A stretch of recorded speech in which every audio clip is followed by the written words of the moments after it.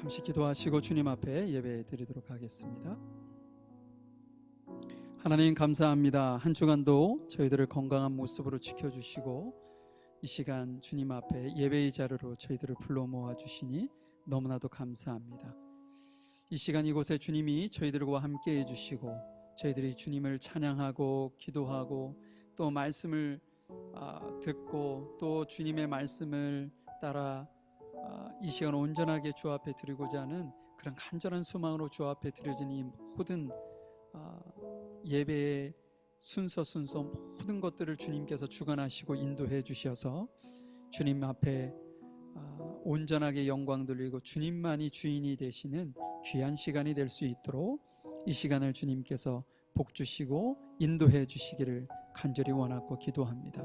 그러기 위해 저희들의 마음과 생각이 이 시간 세상의 분주함에 이렇게 흩어지지 아니하게 하시고 또한 근심과 걱정에 사로잡히지 않도록 아버지께서 주시는 평안함과 기쁨으로 이 시간 충만히 이 안에 우리 안에 거할 수 있도록 하나님께서 함께 해주시고 인도해 주시기를 간절히 원하고 기도합니다. 세상이 참 급변하고 있습니다. 그런 상황 속에서 그런 아버지 어려운 상황 속에서 영적인 도전이 계속 이루어지는 그런 상황 속에서 오직 주님을 향한 믿음을 놓지 아니하고 자로나 우러나 치우치지 아니하고 세상 것에 물들지 아니하고 오직 주의 말씀 안에 승리하는 저희들 모두가 되어질 수 있도록 하나님 인도해 주시옵소서.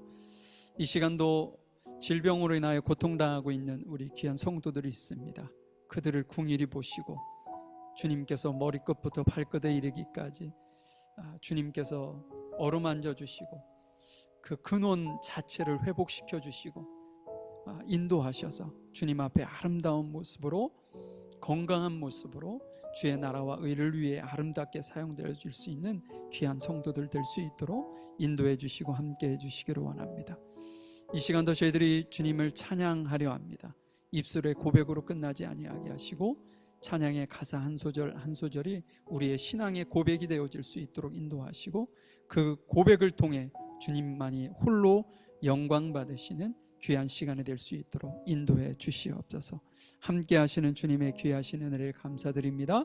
예수님의 이름으로 기도하였습니다. 아멘. 모이는 예배, 흩어지는 예배 찬양 들으시면서 예배를 시작하도록 하겠습니다.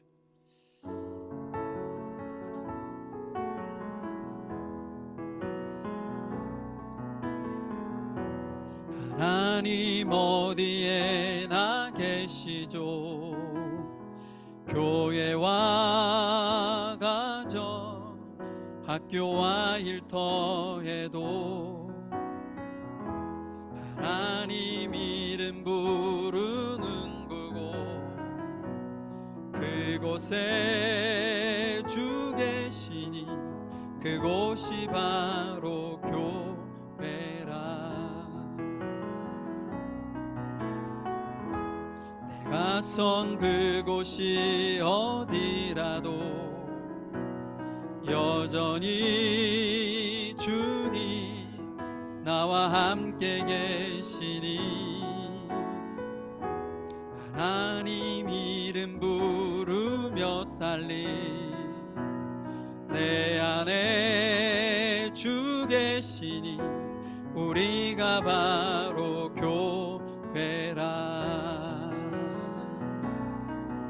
우리 모여서 예배하고 흩어져서 예배해요. 우리 어디 있든지 하나님 함께 하시니 우리 모여서 예배하고 흩어져서 예배해요. 우리 어디 있든지 오직 주님만 예배합니다. 다시 한번 찬양합니다. 하나님 어디에나 계시죠. 교회와 가정 학교와 일터에도 하나님 이름 부르면 그곳에 주 계시니 그곳이 바로 교회라.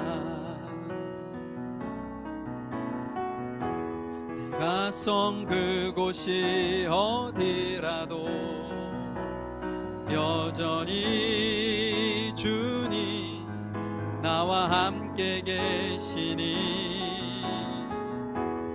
하나님 이름 부르며 살리 내 안에 주 계시니 우리가 바로 교회라. 우리 모여서 예배하고 흩어져서 예배해요. 우리 어디 있든지 하나님 함께 하시니 우리 모여서 예배하고 흩어져서 예배해요.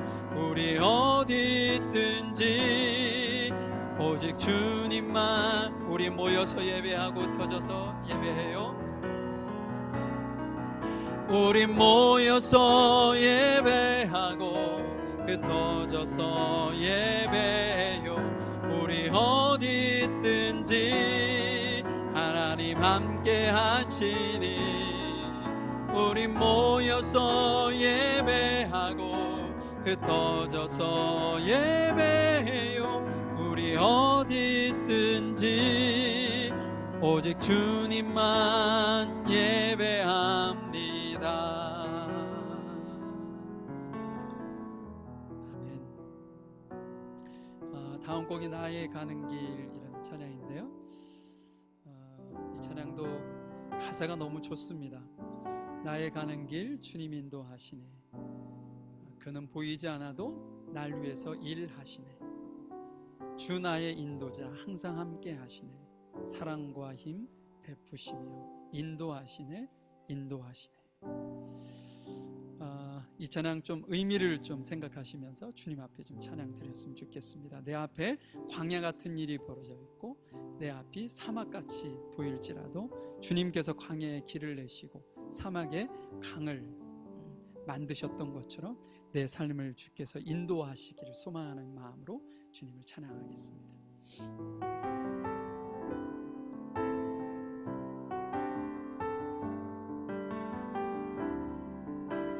나의 가는 길 주님 인도하시네. 그는 보이지 않아도 날 위해 일하시네. 주 나의 인도자 항상 함께 하시네.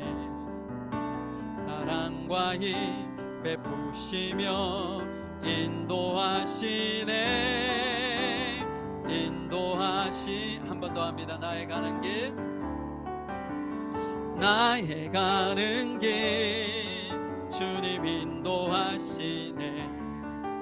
그는 보이지 않아도 날 위해 일하시네. 주 나의 인도자 항상 함께 하시네. 사랑과 힘 베푸시며 인도하시네.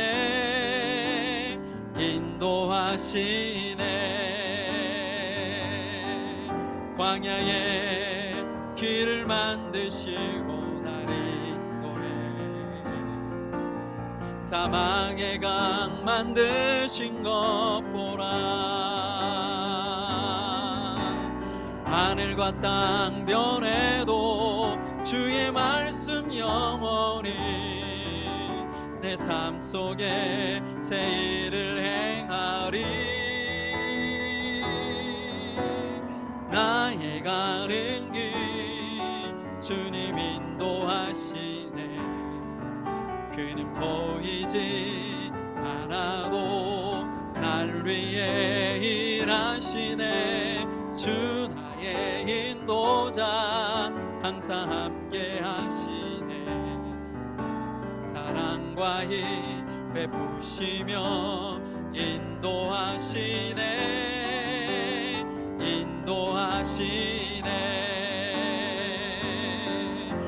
광야의 길을 만드시고 날 인도해 사망의 강 만드신 것 보라.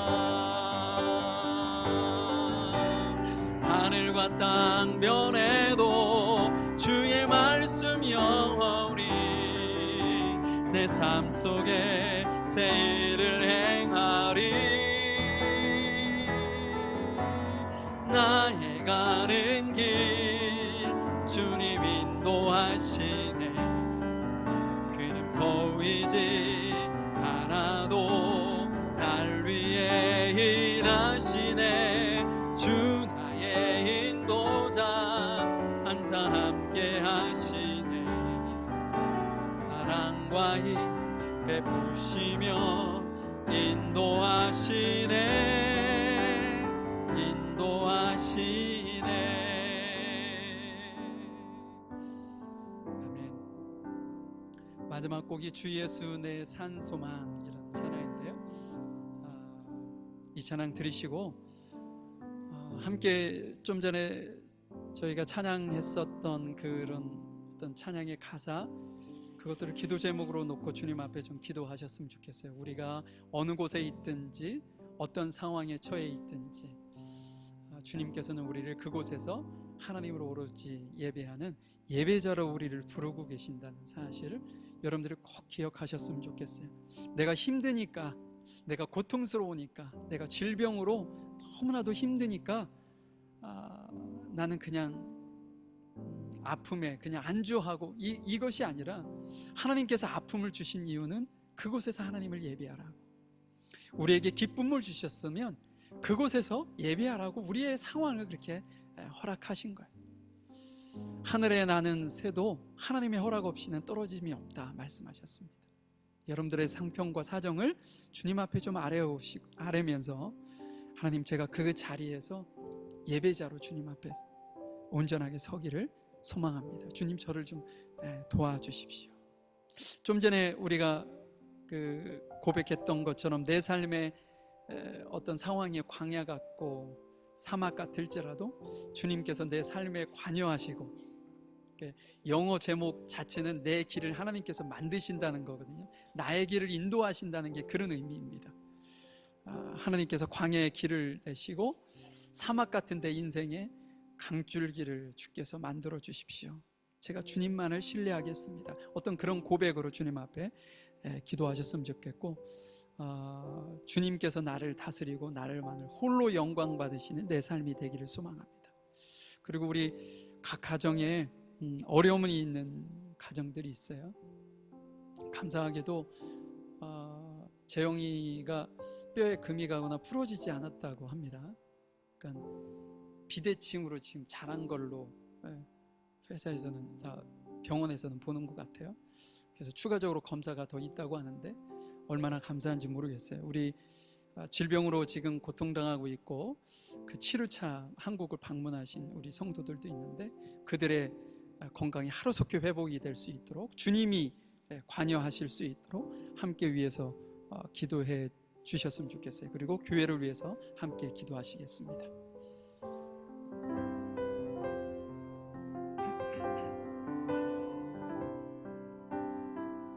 닿을 수 없고 오를 수 없네. 사망의 권세 놓인 우리 절망 가운데 하늘을 보며 주의 이름 나 부를 때 어둠을 뚫고 주님의 사랑 내 영혼을 비추시네.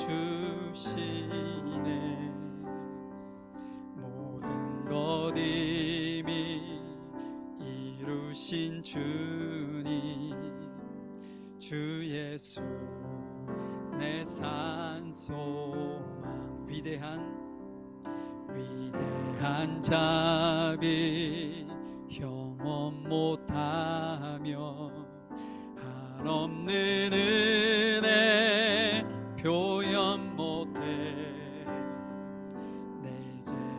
수치지기 위하여 이 땅 위에 주 오셨네. 주의 십자가 날 구원하사 왕의 자녀 삼으셨네. 나는 영원히 주님의 소유, 주 예수 내 산소망. 할렐루야 주의 이름 찬양해. 할렐루야 내게 자유 주셨네. 죄의 저주 끊으신 구원의 주 그 이름 주 예수 내 산 소망.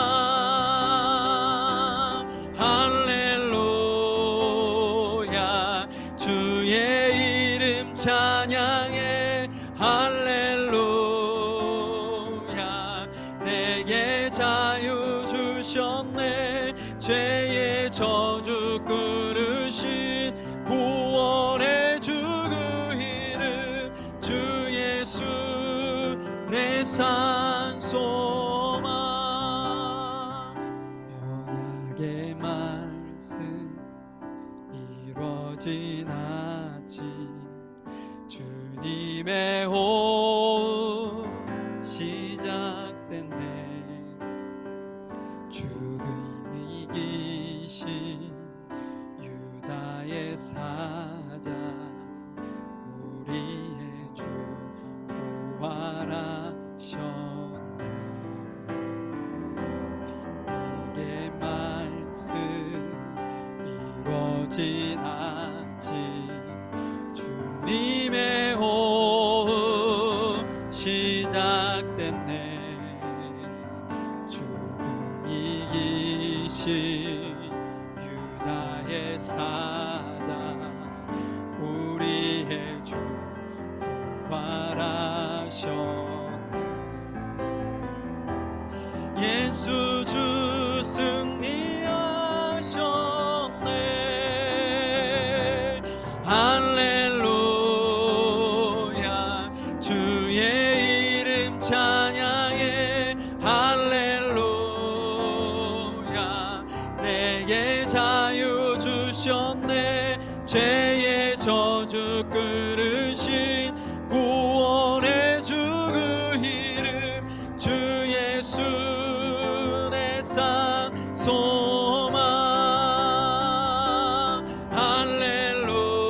할렐루야 주의 이름 찬양해. 할렐루야 내게 자유 주셨네. 죄의 저주 끊으신 구원의 주 그 이름 주 예수. 다시 한번 찬양합니다. 할렐루야 주의 이름 찬양해. 할렐루야 주의 이름 찬양해. 할렐루야 내게 자유 주셨네. 죄의 저주 끊으신 구원의 주 그 이름 주 예수 내 산 소망. 할렐루야 주의 이름 찬양해. 할렐루야 내게 자유 주셨네. 죄의 저주 끊으신 구원의 주 그 이름 주 예수 내 산 소망. 이 시간 함께 기도하겠습니다. 사랑 많으신 아버지 하나님, 주님의 귀하신 은혜 감사합니다. 이 시간도 주님 앞에 우리의 마음과 생각과 뜻과 정성을 모아 주님 앞에 예배할 수 있는 예배자로 저희들을 불러 모아주시니 너무나도 감사합니다.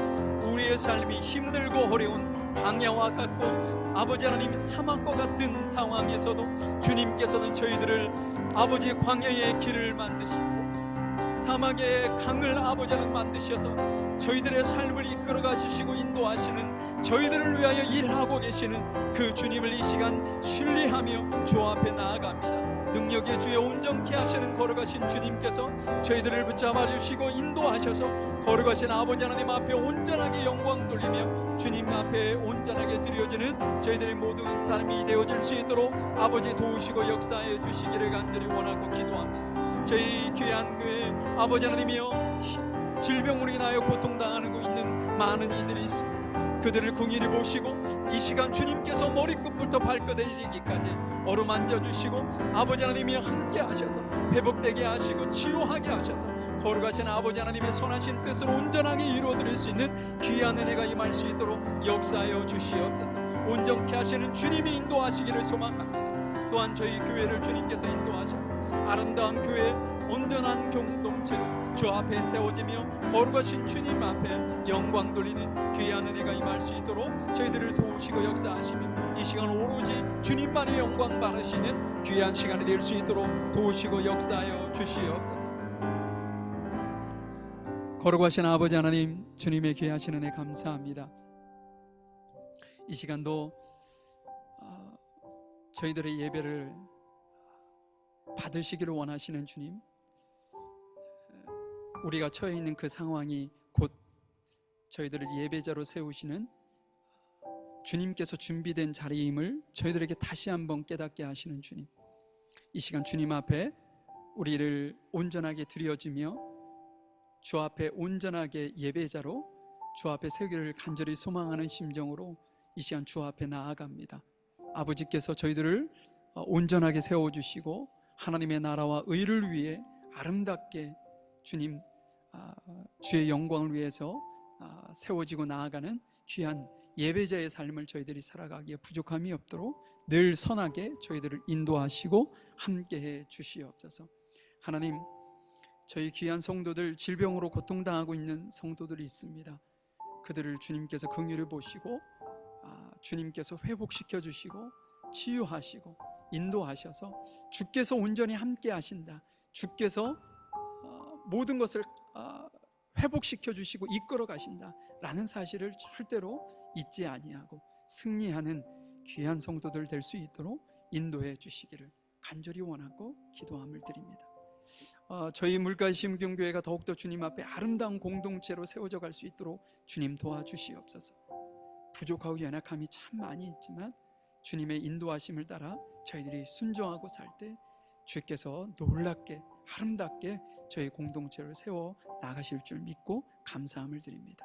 이 시간도 이 자리에 저희들과 함께 하시고 인도하실 그 하나님을 찬양하고 감사하며 사랑 많으신 예수님의 이름으로 기도하였습니다.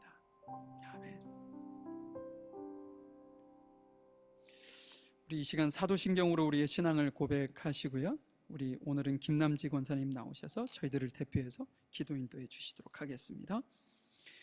전능하사 천지를 만드신 하나님 아버지를 내가 믿사오며 그 외아들 우리 주 예수 그리스도를 믿사오니 이는 성령으로 잉태하사 동정녀 마리아에게 나시고 본디오 빌라도에게 고난을 받으사 십자가에 못 박혀 죽으시고 장사한 지 사흘 만에 죽은 자 가운데서 다시 살아나시며 하늘에 오르사 전능하신 하나님 우편에 앉아 계시다가 저희로서 산 자와 죽은 자를 심판하러 오시리라. 성령을 믿사오며 거룩한 공예와 성도가 서로 교통하는 것과 죄를 사하여 주시는 것과 몸이 다시 사는 것과 영원히 사는 것을 믿사옵나이다. 아멘. 사랑의 하나님 아버지, 지금까지 도우시고 지키시며 인도해 주신 하나님의 은혜 감사합니다. 허물과 죄로 영원한 형벌을 면치 못할 불쌍한 죄인을 십자가의 공로로 인하여 거룩하신 하나님을 찬양하고 경배하는 자로 세워주심을 진심으로 감사드립니다. 예배를 통하여 세상적인 염려로 굳어져 있는 마음을 제하여 버려 주옵시고 주님이 주시는 선한 마음과 평안함으로 진리의 영을 따라 거룩한 소망을 품으며 여호와 하나님 안에서 즐거움과 참된 축복을 누리는 새로운 또 한 주간으로 인도하여 주시기를 기도합니다. 교회 공동체의 영적 지도자로 세우신 오광영 목사님 목회와 목양에 늘 새 힘 주옵시고 언제나 주님만이 영원한 생명의 길 되심을 알리고 전하며 잘 지도해주는 말씀의 충만함을 더하여 주시기를 원하오며 우리를 죄에서 구원해 주신 예수님의 이름으로 감사 기도드립니다. 아멘.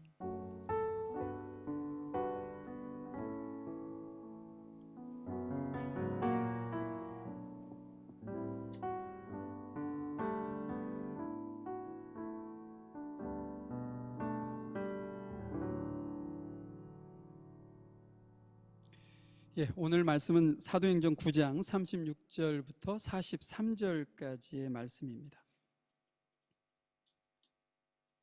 사도행전 9장 36절부터 43절 말씀, 오늘은 오희근 형제가 나와서 성경을 읽어주실 때 우리 다 같이 일어나셔서 하나님의 말씀을 듣도록 하겠습니다. 그런데 욥바에 다비다라는 여제자가 있었다. 그 이름은 그리스 말로 번역하면 도르가인데 이 여자는 착한 일과 구제 사업을 많이 하는 사람이었다. 그 무렵에 이 여자가 병에 들어서 죽었다. 그래서 사람들이 그의 시신을 씻겨서 다락방에 두었다. 루다는 욥바에서 가까운 곳이다. 제자들이 베드로가 루다에 있다는 말을 듣고 두 사람을 그에게로 보내서 지체하지 말고 와달라고 간청하였다. 그래서 베드로는 일어나서 심부름꾼과 함께 갔다. 베드로가 그곳에 이르니 사람들이 그를 다락방으로 데리고 올라갔다. 과부들이 모두 베드로 곁에 서서 울며 도르가가 그들과 함께 지낼 때에 만들어둔 속옷과 겉옷을 다 내보여 주었다. 베드로는 모든 사람을 바깥으로 내보내고 나서 무릎을 꿇고 기도하였다. 그리고 시신 쪽으로 몸을 돌려서 다비다여 일어나시오 하고 말하였다. 그 여자는 눈을 떠서 베드로를 보고 일어나서 앉았다. 베드로가 손을 내밀어서 그 여자를 일으켜 세웠다. 그리고 성도들과 과부들을 불러서 그 여자가 살아있음을 보여주었다. 그 일은 온 욥바에 알려지니 많은 사람이 주님을 믿게 되었다. 그리고 베드로는 여러 날 동안 욥바에서 시몬이라는 무두장이의 집에서 묵었다. 예, 우리 주일학교를 위해서 기도하겠습니다. 우리 학생들 일어나시고 우리 선생님들도 일어나시고 잠시 기도하겠습니다. 사랑과 은혜가 풍성하신 아버지 하나님, 이 시간 주님께서 저희들에게 맡겨주신 귀한 자녀들을 위해서 축복하며 기도합니다. 우리 자녀들의 마음에 주님이 주시는 은혜로 풍성하게 하시고 충만하도록 주께서 인도하여 주시옵소서. 주님의 말씀을 깊이 있게 깨닫는 지혜를 허락해 주시고 이 말씀이 우리 자녀들의 삶을 선한 길로 인도해 주시는 귀한 은혜가 임할 수 있도록 도와주시옵소서.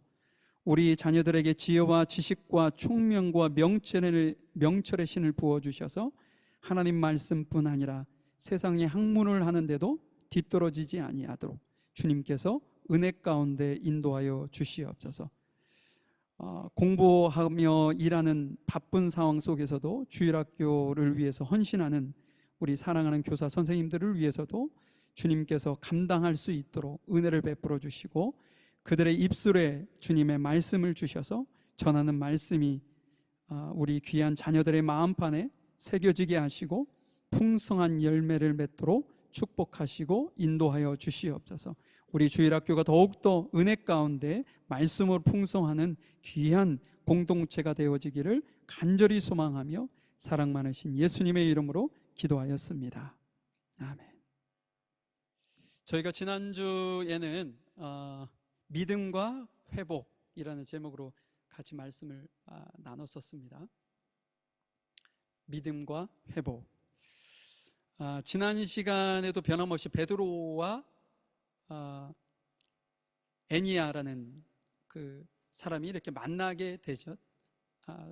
중풍병에 걸려 있었던 그 사람과의 만남을 통해서 이루어지는 일을 저희들이 확인을 했는데, 마치 빌립이 시몬을 만난 것과 또 빌립이 내시를 만난 것과 같은 그런 모습으로 하나님께서 연출을 하신 거죠.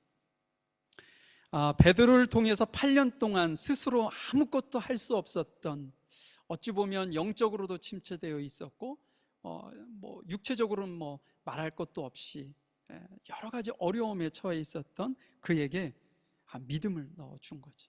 믿음을 넣어줬더니 하나님께서 회복의 은혜를 주셨다. 이 내용을 지난주에 저희들이 함께 살펴보았어요. 근데 그 한 사람만의 일이 아니었다고 말씀을 드렸지. 한 사람에게 놀라운 변화와 기적이 있었는데, 그 일을 통해서 루따라는 지역, 그 다음에 그 루따 바로 그 북쪽에 위치한 사론에 있는 지역 주민들 모두가 예수님을 믿게 되었다. 이 놀라운 기적이 일어났던 거죠. 하나님께서 여러분들의 삶 속에서도 동일하게 믿음 안에서 역사하는 회복의 은혜가 있기를 소망해요. 우리 기독교인들은 어떤 유익이 있는 거냐? 예수님 믿으면 뭐가 좋아지지? 예수님 믿으면 경제적으로 좀 부해지나? 예수님 믿으면 직장을 잘 얻을 수 있고, 학생들은 공부를 잘 할 수 있고, 이런 게 축복이 아닙니다.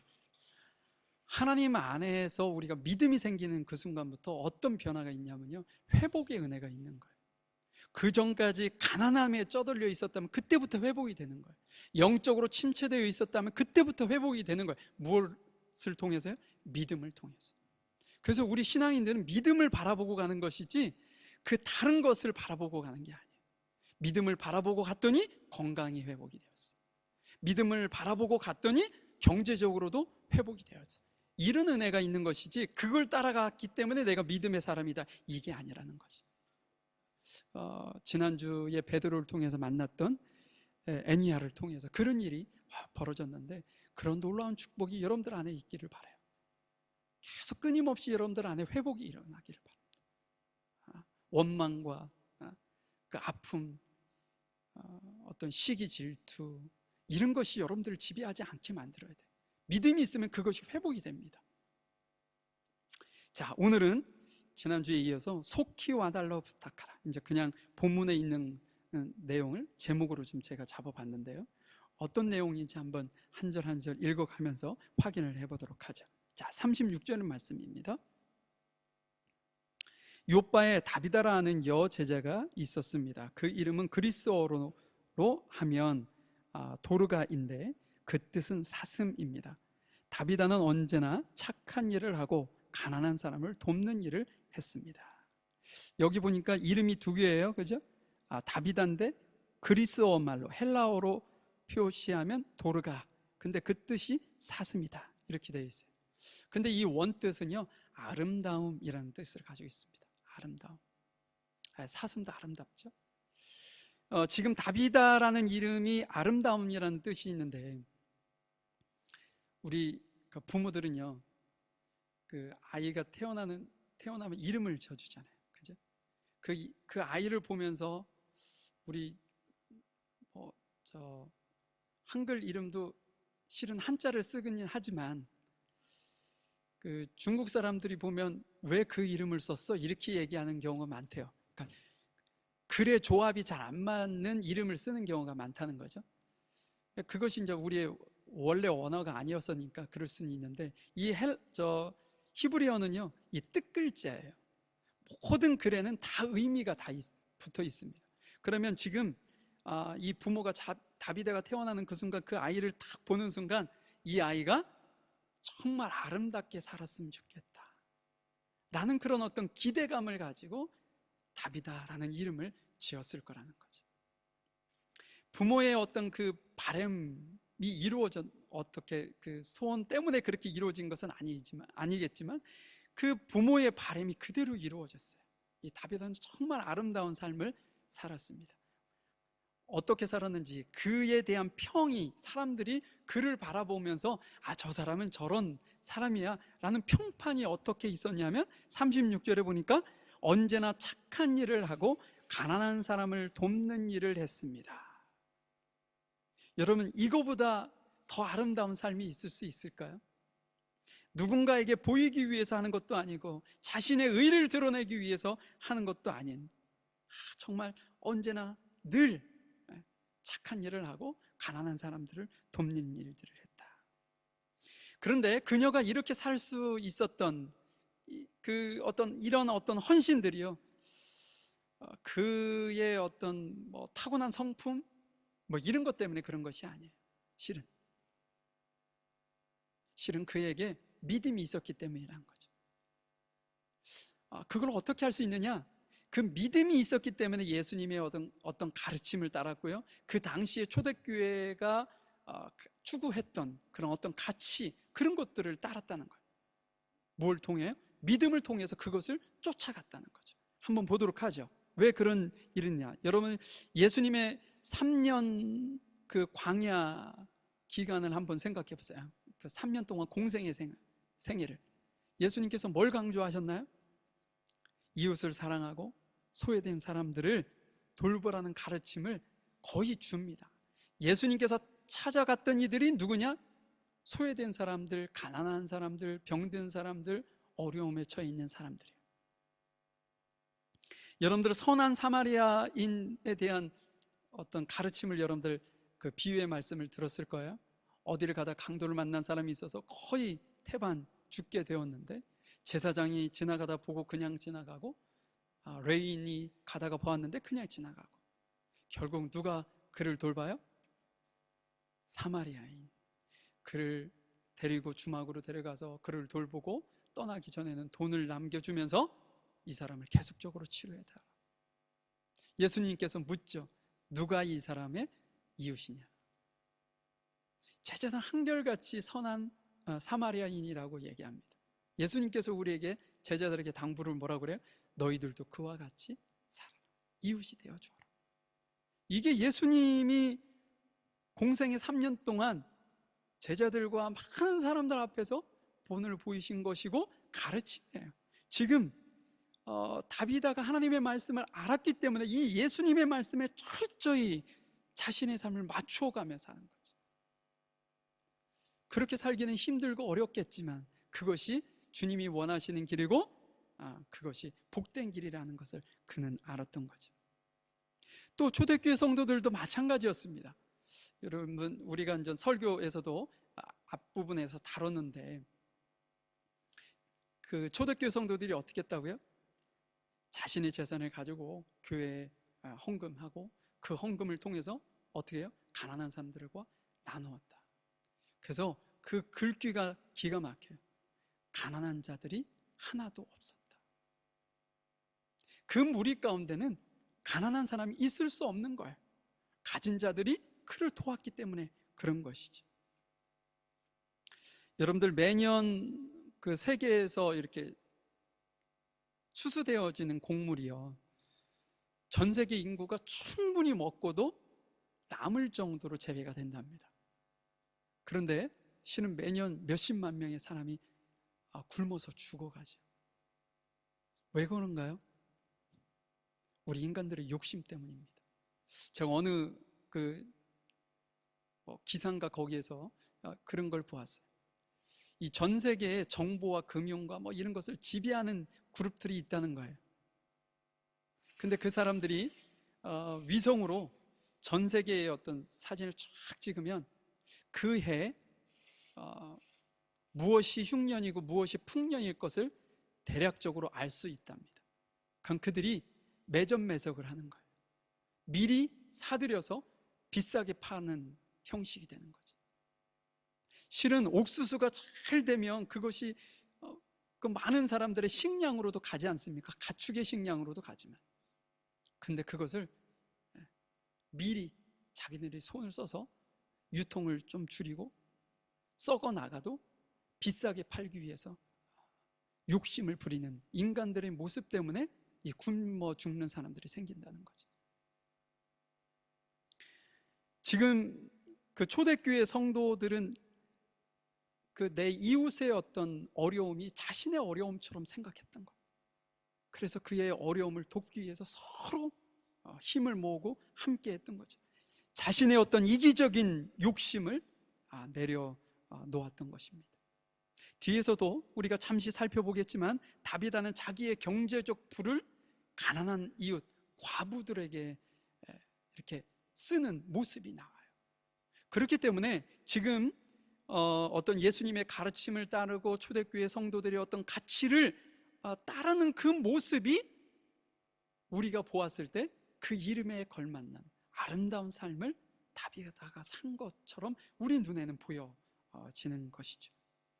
여러분, 다비다의 그 부모가 그 자신의 딸의 모습을 보기만 해도 행복하지 않았을까요? 예수님도 마찬가지셨을 거예요. 여제자, 그 제자가 하나님의 말씀에 성실하게 따르며 살아가는 그 모습을 보면서 얼마나 사랑스러웠겠어요. 다비다가 정말 이름에 맞는 그런 어떤 신앙인의 모습을 살았던 것을 우리에게 보여주고 있습니다. 그런데 실은 여러분, 우리 모두에게는요 각각의 이름이 있죠. 저는 빛광자의 헤엄칠 영입니다. 잘 조합이 안 돼요. 빛이 헤엄을 쳐. 그래서 어릴 때는 네 이름의 뜻이 뭐야? 이러면 대답이 잘 안 됐어요. 꿈보다 해몽, 내가 생각하는 대로 막 얘기하는 거죠. 하나님께서 빛 가운데 헤엄치게 하셨다, 이렇게. 그런데 실은 우리는 각각의 이름을 가지고 있지만 하나님께서 우리에게 공통적으로 주신 별명이라고 할까요? 이름이 있습니다. 우리는 예수님이 믿는 그 순간부터 그 별명을 갖고 살게 되어 있어요. 뭘까요? 그리스도인입니다. 그리스도인. 그리스도인이라는 뜻은 여러분, 예수님의 어떤 가르침이나 예수님이 사셨던 그 삶이나 성경에서 말씀하시는 그런 어떤 가치를 내 가치보다 우선시 두고 사는 사람들을 그리스도인이라고 하지 않습니까? 어찌 보면 지금 다비다는요 그리스도인의 모습을 우리에게 보여주고 있는 거예요. 예수님의 가르침, 또 초대교회의 그 가치를 자신의 가치보다 우선시 두고 지금 살아가고 있기 때문인 거죠. 우리도 마찬가지입니다. 우리도 그리스도인의 모습으로 하나님께서 살기를 원하시는 거예요. 기대감이 있는 거예요. 우리가 예수님을 믿겠다, 믿음으로 이렇게 결단하고 나왔을 때 하나님은 그런 생각을 가진 거죠. 내가 너에게 이름 그리스도인이라는 별명을 붙여줄게. 그러면 그 별명을 붙여주는 순간 하나님께서는 기대하실 거라는 거죠. 우리의 삶을 통해서 지금 다비다가 보여줬던 그런 모습의 결과물, 아름다운 삶의 모습을 우리에게 기대할 거라는 거죠. 근데 우리의 삶이 만약에 혹시나 예수님께서는 사랑하라고 하셨는데 사랑의 마음은 전혀 없어요. 예수님께서는 용서하라고 했는데 용서의 마음은 전혀 없어요. 예수님은 섬기라고 말씀하셨는데 섬기는 마음은 전혀 없어요. 우리 안에는 늘 믿음도 없고 이기적이고 자기 욕심에 가득하여 만약에 내가 살아간다, 그럼 하나님의 마음이 얼마나 아프시겠어요. 우리만 무늬만 그리스도인으로 살아가고 마는 거예요. 여러분들은 어떤 평판을 받고 계십니까? 많은 사람들이 저 사람은 정말 예수님 믿는 그리스도인이야 라는 평판을 받고 계시나요? 아니면 좀 다른 평판을 받고 계시나요? 여러분들의 이름에 맞는 삶을 좀 주님 앞에 사시고 헌신하셨으면 좋겠어요. 그 일을 위해 조금 더 진지하게 나아가셨으면 좋겠어요.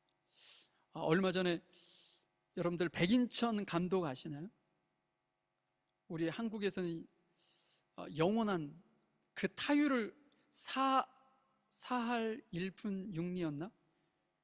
그 타율을 깬 사람이 없어요. 아무리 잘해도 3할 때 머무르는데 그분은 4할 1분 6리.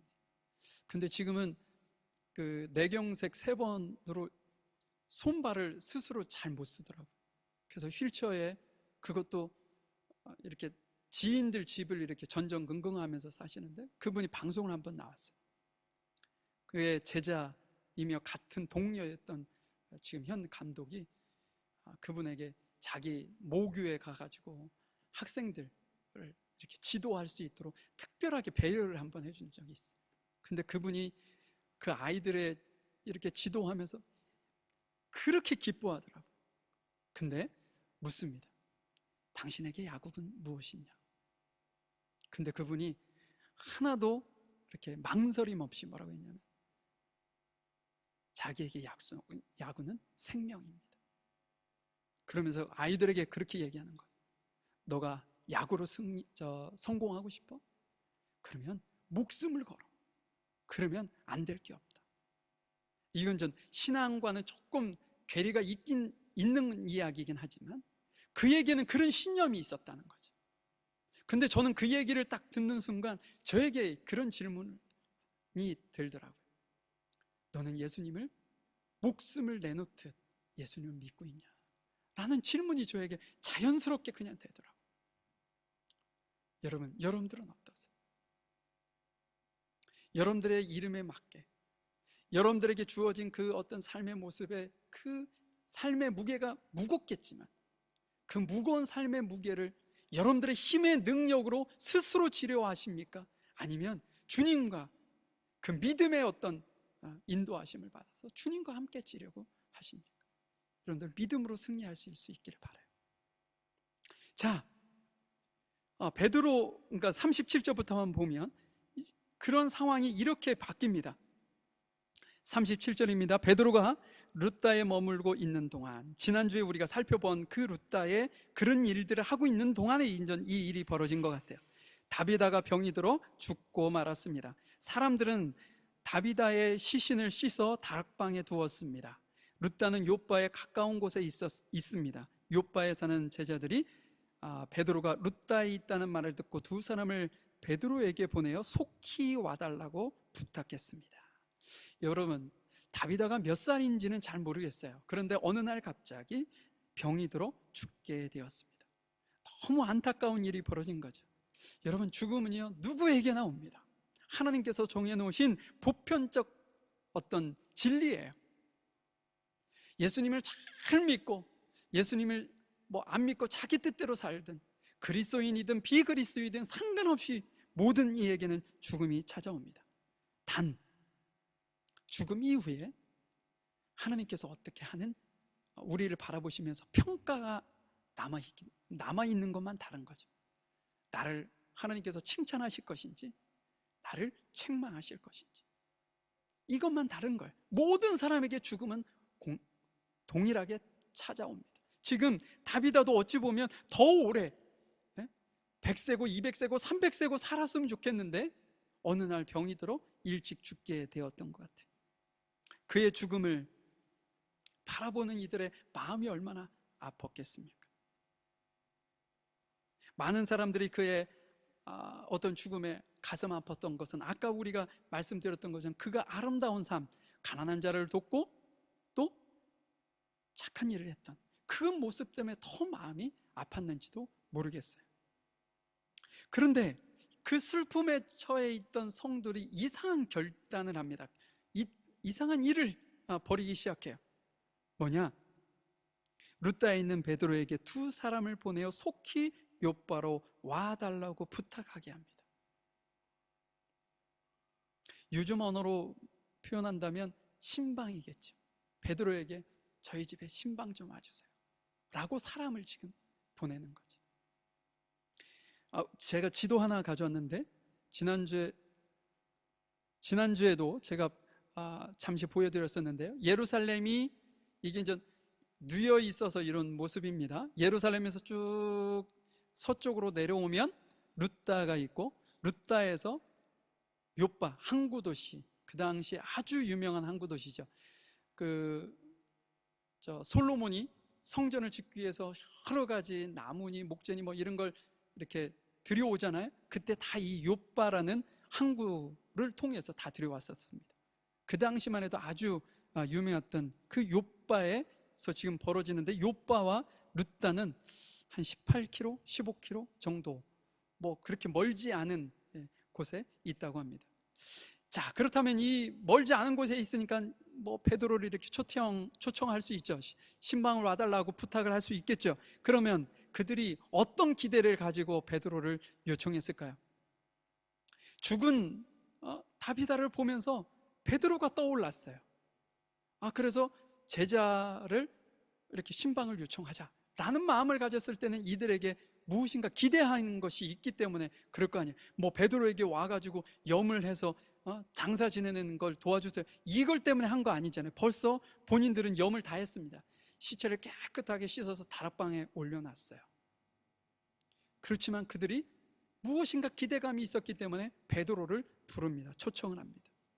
그들이 기대했던 것, 그들의 믿음은 뭐였느냐 한번 살펴보도록 하죠. 39절입니다. 베드로가 일어나 그들과 함께 요바로 갔습니다. 베드로가 그곳에 이르자 사람들이 그를 다락방으로 안내했습니다. 과부들은 베드로의 곁에 서서 울며 도르가가 살아있을 때 만든 여러 옷가지들을 베드로에게 보여주었습니다. 베드로가 요바에 도착했습니다. 성도들은 바로 시체가 있는 다락방으로 안내를 했고요. 근데 안내를 한 후에 성도들은 어디 갔는지 모르겠지만 과부들이 베드로의 곁에 서서 뭘 해요? 그녀가 생전에 자신들에게 만들어줬던 옷가지들, 속옷, 겉옷들을 베드로에게 보여주기 시작합니다. 왜 그랬을까요? 왜 그들은 자신들에게 그 여인이, 그 여제자가 자신들에게 만들어줬던 그 옷가지를, 다른 것도 아니고 그 옷가지를 베드로에게 보여줬을까? 제가 앞에서 설명한 것처럼 그들은요, 그 과부들은 베드로에게 이분이 정말 선한 그리스도인의 삶을 살았다는 것을 어필하고 싶었던 거예요. 그래서 자기 옷들을 제자들에게, 베드로에게 보여줬던 거죠. 그녀가 생전에 가난한 사람들, 과부들을 위해서 이렇게 옷을 만들어줬다는 것은 매우 중요한 의미를 갖고 있습니다. 왜냐하면 제가 앞에서도 간단하게 설명을 드렸지만 초대교회 성도들이 어떻게 했다고요? 자신의 재물들을 가난한 이웃들, 힘든 이웃들을 위해서 기꺼이 헌금해서 그들을 돕는 일들을 했다고 했잖아요.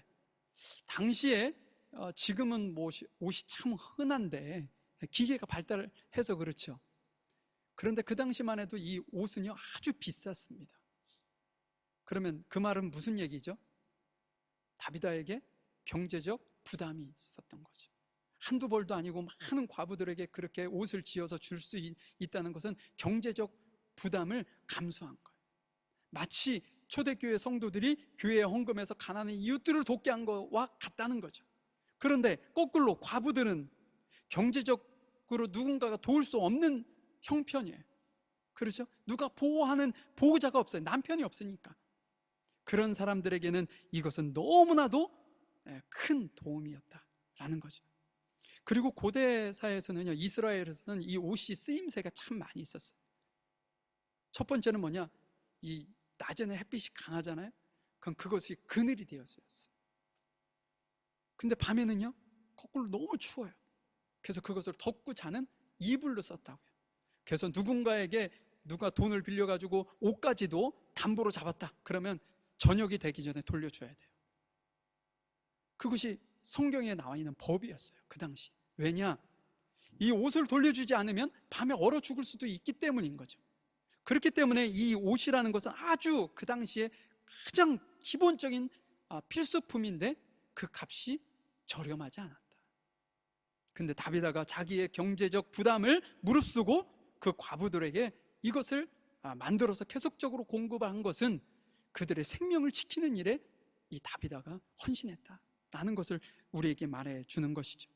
자, 한번 제가 야고보서 1장 27절의 말씀을 좀 제가 가져왔는데요, 제가 PPT로 띄웠습니다. 한번 그 말씀을 좀 참고하시면서 보세요. 하나님께서 받으시는 경건, 그러니까 누가 경건한 신앙인이냐라는 이야기를 지금 하고 있는 거예요. 뭐라고 얘기하냐면 어려운 처지에 있는 고아와 과부를 돌보고 세상의 악에 물들지 않도록 자신을 잘 지키는 것이다. 이것이 경건한 신앙인이래요. 다른 말로는 하나님께서는 이런 순수하고 깨끗한 신앙을 보십니다. 이것이 정말 경건하고 깨끗한 순수한 신앙이라는 거예요. 여러분, 경건한 신앙 하면 우리는 뭐가 먼저 생각이 떠올라요? 실은 기도를 많이 하는 것, 성경을 많이 읽는 것, 이런 걸 먼저 떠올려요. 그것도 중요하죠. 기도하고 성경을 보는 건 너무나 기본 중에 기본이죠. 그런데 기도를 정말 많이 하고 성경을 많이 읽는데, 여기서 지금 말씀하는 것처럼 가난한 고아와 과부를 돌보지 않고 세상의 악에 물들지 않도록 자신을 지키는 일에 소홀히한다. 그들은 경건한 신앙인이 아니라는 거예요, 여러분. 예수님께서 오셔서 바리새인들과 서기관들을 왜 책망하셨나요? 그들은 성경의 박사들이었어요. 그들은 하루에 3번씩 금식도 하는 경건한 사람, 자신들의 입으로 얘기할 때 경건한 사람들이었다는 거죠. 그런데 예수님은 뭐라고 그래요? 독사의 자식들이라고 한다. 왜? 그건 지식으로만 가난한 이웃들, 과부들을 그들은 홀대했기 때문에. 지금 예수님께서 우리에게 뭐라고 말씀하시는 거냐면, 너희들의 경건한 신앙이 되고 싶고 순수하고 깨끗한 신앙인이 되고 싶다면 어떻게 하라는 거예요? 고아와 과부들을 위해서 너희들의 마음을 써라. 두 번째는요, 세상의 악에 물들지 않도록 너희들을 지켜라. 세상이 좋다고 해서 그리스도인들에게 그것이 좋은 거 아니에요. 세상이 나쁘다고 해서 그리스도인들에게 그것이 나쁜 게 아니에요. 그리스도인들이 좋고 나쁨의 기준이 되는 것은 말씀입니다. 말씀에 비춰 보았을 때 그것이 나빠. 그러면 세상에서 아무리 좋다고 해도 나쁜 거예요. 왜? 진리가 그렇게 정하고 있기 때문에 그런 것이죠. 여러분, 선한 일에 여러분들의 어떤 마음과 헌신을 좀 이렇게 쓰셨으면 좋겠어요. 우리가 우리 교회의 어떤 진정한 사명을 감당하기 위해서 우리가 경건한 그리스도인, 순수하고 깨끗한 그리스도인의 삶을 우리가 살고, 우리 교회 공동체가 그러한 어떤 하나님께서 맡겨주신 사명을 감당하기 위해 우리의 마음이 조금 더 넉넉했으면 좋겠어요. 넉넉했어요. 그래서 하나님 앞에 드려지는 것도 넉넉하게, 그래서 그걸 통해서 많은 필요한 곳에, 생명을 살리는 곳에 사용되어지도록. 나에게 건강을 주신 것만으로도 감사하잖아요. 내가 경제적 자유를 누리고 있는 것만으로도 너무나 감사하지 않아요? 하나님께서 내게 건강을 주셔서, 내게 좋은 직장을 주셔서, 내게 좋은 사업을 주셔서, 그렇게 내가 살고 있는 그 자체, 하나님의 돌보심이라는 믿음이 있다면 그걸 통해 하나님의 나라와 의를 위해 우리가 헌신하고 드려지는 것은 너무나도 지극히 당연한 거죠. 지금 다비다가 그러한 삶을 살았어요. 그랬더니 많은 사람들이 그의 죽음을 슬퍼하고 그를 아름다운 삶을 살았다, 그렇게 인정을 하게 되는 것이죠. 자, 40절 41절의 말씀을 보도록 하겠습니다. 베드로는 사람들을 모두 내보낸 뒤에 무릎을 꿇고 기도했습니다. 그리고 나서 시신을 향해 몸을 돌려 다비다여 일어나시오 라고 말했습니다. 그러자 다비다가 눈을 떠서 베드로를 보더니 일어나 앉았습니다. 베드로가 손을 내밀어 다비다를 일으키고 성도들과 가부들을 불러서 다비다가 살아난 것을 보여주었습니다. 여러분, 죽었던 다비다가 살아나는 초자연적인 기적이 일어났습니다. 이 기적을 통해서 우리가 깨달아야 될 것이 있어요. 뭐냐? 첫 번째, 믿음의 기도는 역사하는 힘이 크다는 걸 다시 한번 여러분들이 아셔야 돼요. 믿음의 기도는 역사하는 힘이 크다. 여러분, 베드로가 그 이야기를 듣고 시체 앞에서 하나님 앞에 무릎을 꿇고 기도하기 시작합니다. 그런데 성도들과 가부들은요, 바깥으로 내보낸 상태죠. 그럼 바깥에서 그들은 잡담하면서 놀거나 아니면 음식을 먹거나, 이것이 아니에요, 여러분. 바깥에 나가 있는 성도들도 과부들도 베드로와 함께 다비다의 죽음을 안타까워하면서 그들이 기대했던 것을 기대하는 마음으로 바깥에서 함께 기도했던 거예요. 그런데 그 기도가 얼마의 시간이 지났는지 모르겠어요. 1분이 지났는지 2분이 됐는지 아니면 10분이 지났는지 1시간이 지났는지 2시간이 지났는지 3시간이 지났는지는 모르겠습니다. 그러나 그들의 기도가 다 끝나자 베드로가 다비다에게 마치 살아있는 사람에게 이야기하듯이 그를 부릅니다. 다비다요, 일어나시오. 다비다요, 일어나라. 지금 믿음의 사람 다비다에게 믿음으로 지금 얘기하는 거예요. 하나님께서 당신을 회복시키실 것입니다. 믿음의 고백을 했더니 어떤 일이 벌어져요? 다비다가 눈을 뜨고 베드로를 보고 일어나 앉게 됩니다.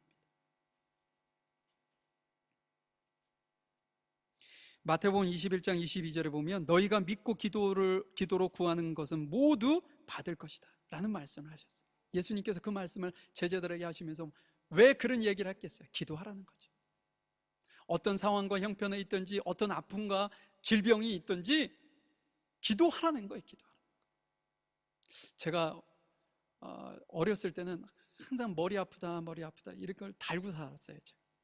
그러면 외할머니가 가끔씩 저희 집에 오시면 오시자마자 첫 번째 하시는 일이 있었어요. 제 머리에 손을 얹으시고 기도해 주시는 거예요. 광영아, 너도 그렇게 기도하면 할머니가 너를 위해서 기도해 줬지? 너도 그렇게 기도하면 아픈 부위가 있고 그 어려움이 있으면 그 문제를 놓고 하나님께 기도해. 그러면 그 일을 치료하시는 이도 하나님이시고 그 일을 해결하시는 분도 하나님이신 거예요. 지금 할머니가 돌아가셨고 벌써 30-40년 전 일인데 지금도 생생해요. 할머니가 지금도 내 머리에 손을 얹고 기도해 주시는 것처럼 느껴져요. 여러분, 지금 그러한 믿음을 가지고 베드로도 기도했고요, 바깥에 있는 성도들과 과부들도 함께 합심하여 기도하였더니 놀라운 기적이 일어났어요. 하나님께서 그 기도를 들으셨습니다. 믿음의 기도는 역사하는 힘이 크다는 사실을 여러분들 잊지 않으셨으면 좋겠어요. 또 여기서 우리에게 말씀하시는 것은 무엇이냐? 부활에 대한 소망과 믿음을 갖게 하시는 거예요. 여러분, 예수님께서 죽었다가 살아나셨다는 사실을 지금 이 사람들은요, 직접 본 사람들이 아닙니다. 귀에 전해서 들은 사람들이에요. 그러니 알고 있는 것과 그들을 눈 앞에서 다비다가 죽었었는데, 분명히 죽었었는데 살아났네? 라는 것을 직접 본 사람들과는 다른 거죠. 그 모습을 직접 본 이들은 부활에 대한 소망이 더욱더 확실해졌던 거죠. 여러분들에게 이러한 믿음과 확신이 있기를 간절히 소망해 봅니다. 다비다가 이러한 기적을 통해서 살아났어요. 어떤 일이 벌어졌는지 보죠. 42절입니다. 이 소식이 욥바 전체에 알려지자 많은 사람이 주님을 믿었습니다. 여러분, 지난주에도 우리가 중풍병자가 치료되자 어떤 일이 벌어졌죠? 룻다와 사론에 있는 모든 사람들이 예수님을 믿었다고 했죠. 그것과 동일하게 이 지역에 있는 욥바에 사는 수많은 사람들이 주님을 믿게 되었다. 하나님께서 기적을 행하시는 일은요, 목적은 여기에 있습니다. 믿음 없는 이들을 믿음을 갖게 하고 회복시키려고. 좀 오늘 말씀을 좀 마무리해 보도록 하죠. 여러분들에게 제가 질문 하나 드리겠습니다. 지금 욥바에 있는 성도들에게 해결하지 못하는 문제가 있다면 뭔가요? 지금 그들 앞에 문제로 탁 이렇게 맞닥뜨리고 있는 문제 뭐였죠? 죽음이었죠. 죽음. 정말 선한 이가 갑자기 죽었어요. 그들이 그 문제를 해결하기 위해서 어떻게 했나요? 거기서 좌절하거나 낙심하거나 포기하거나 이러지 않고 베드로를 초청했죠. 신방을 요구한 거예요. 신방. 오셔서 저희를 신방해 주세요. 그래서 베드로가 기꺼이 그곳에 가서 그들의 믿음 플러스 베드로의 믿음으로 기도하였더니 하나님께서 기적을 베풀어 주셨다. 야고보서 5장 14절 16절 말씀을 보고서 좀 오늘 말씀을 좀 마무리해 보려고 합니다. 여기 보면 병든 자가 있습니까? 교회의 장로들을 불러 주님의 이름으로 그에게 기름을 바르며 그를 위해 기도하게 하십시오. 믿음을 가지고 있는 자의 기도는 병든 사람을 낫게 할 것입니다. 주님께서 그를 치료해 주실 것입니다. 만일 그가 죄를 지었더라도 그를 용서해 주실 것입니다. 서로 죄를 고백하며 병 낫기를 위해 서로 기도해 주십시오. 의로운 사람이 기도할 때 큰 역사가 일어납니다. 여러분, 성경에 병들어 있는 사람들, 어떤 어려움에 처해 있는 사람들, 그 사람들에게 조언하는 말씀이에요. 뭐라고 얘기하나요? 교회 장로들을 불러 주의 이름으로 그 문제를 놓고 기도하도록 신방을 요청해라. 우리는 실은 요즘에는, 제가 예전에 한번 간단하게 말씀을 드린 적이 있었는데, 요즘엔 스승이 없는 시대라고 제가 말씀을 드렸죠. 왜냐? 구글링 하면 돼요. 요즘에 이제 챗 GPT가 나와가지고 구글링 해가지고 나온 그걸 서치해가지고 내가 원하는 정보를 얻을 생각도 없어. 그냥 딱 치면 걔가 썸머리 싹 해가지고, 어느 때는 거짓말도 가끔 하지만 거의 대부분 나와 있는 내용을 정리를 해서 우리에게 답을 얘기해 주는 시대를 살아가고 있습니다. 그래서 굳이 어른들이 필요 없는 거예요. 어른들이 얘기하면 자꾸만 잔소리를 듣게 되고, 저도 알아요, 이렇게. 저희 집도 보면 우리 큰아이 작은아이가 저를 가르쳐 줍니다. 뭔 얘기를 하면 저보다 더 많은 정보를 가지고 있는 것 같아요. 그래서 이제는 더 이상 나이 많은 어른은 필요 없어요. 젊은이들이 생각했을 때. 근데 그 어른들이 가지고 있는 지혜가 예전에는 자녀들에게 전수되어지는 거 아니었어요? 근데 그런 것이 없는 정말 삭막한 시대를 우리가 살아가고 있습니다. 여러분, 지금 이들에게 뭐라고 조언하는 거냐면, 너네들 스스로 해결하려 하지 마. 어려움이 있고 그 질병으로 인해서 고통당하고 있고 그러면 교회 지도자들 아니면 옆에 있는 성도들을 초청해서 함께 기도해라. 이 말씀을 지금 우리에게 하고 있는 것이죠. 여러분, 저희 교회는 지금 오늘 말씀을 통해 가지고 욥바의 성도들이 자신의 어려움을 온전히 믿음으로 극복한 모든 삶의 어떤 결과가 여러분들의 삶에 충만히 일어나기를 간절히 소망해 봅니다.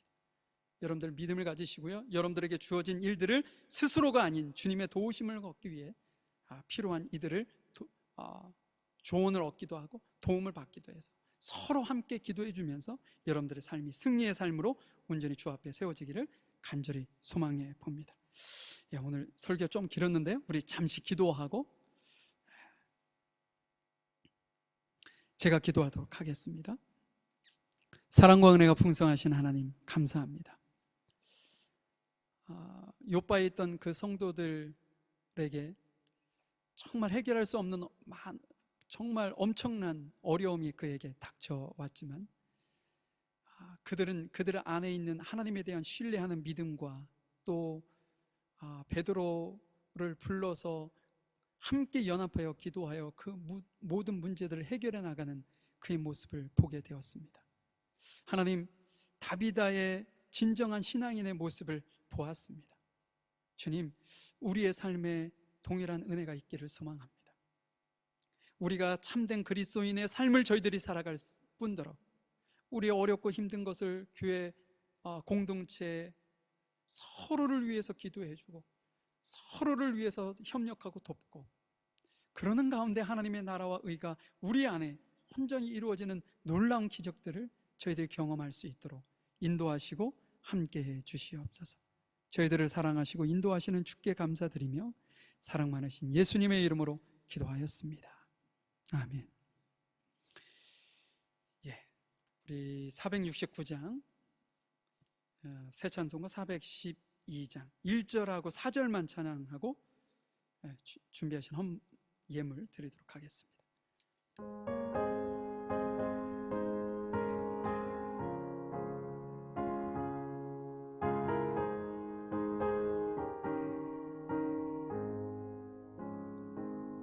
내 영혼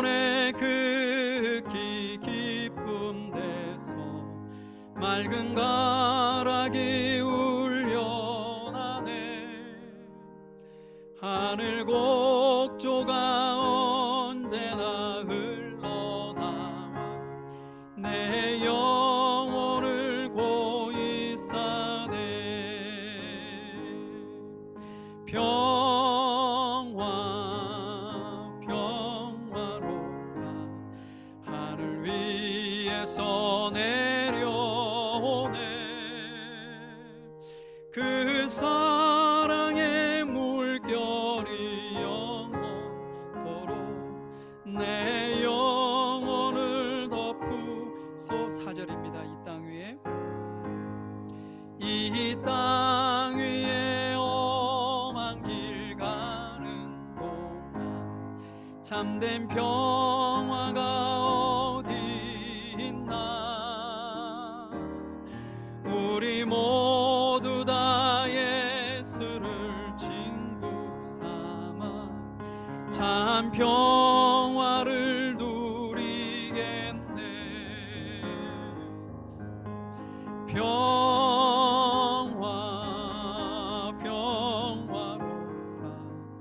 하늘 위에서 내려오네.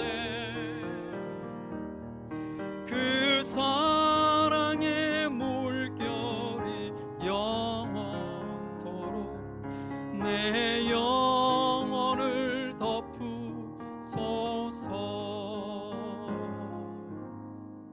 기도하시겠습니다.